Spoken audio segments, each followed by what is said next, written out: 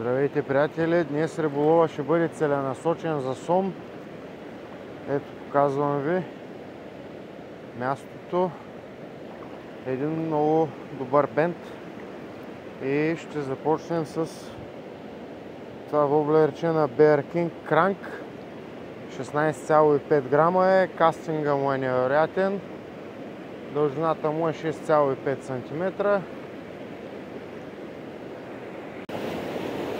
И така сменяме малко тактиката, минаваме на един по-плитък модел воблер на Hunt House Clarville, който пак е 6 см и половина и е 16 грама и половина. Малко да пробваме на по-плитък воблер.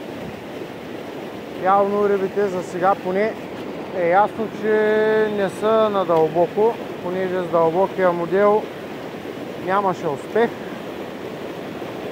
И така, приятели, продължаваме.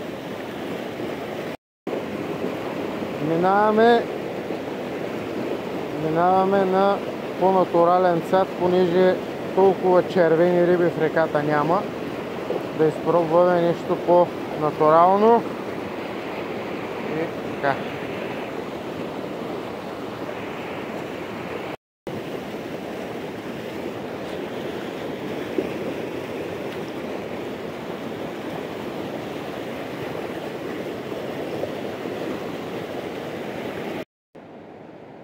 Минахме на един хендмейд,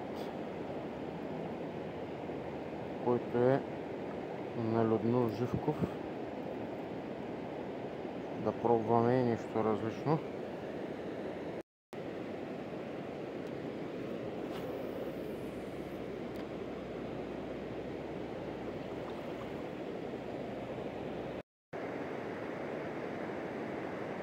Сега ще пробваме и силикон.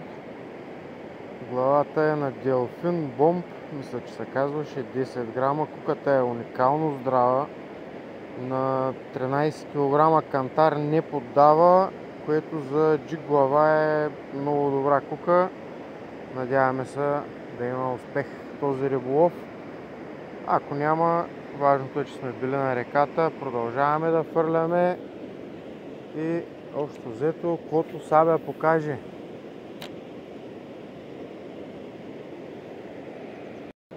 Продължаваме риболова с един воблер Бима, който преди няколко седмици точно на това място ми донесе успех с едно сомче около 4 кг. Времето напредва, скоро ще се стъмни и трябва да изпробваме максимално много примамки, за да сме сигурни, че не сме пропуснали нещо. И така, приятели, днешния риболов на Марица приключи. Нямаме успех, понеже риболова на сом на спининг е обикновено така.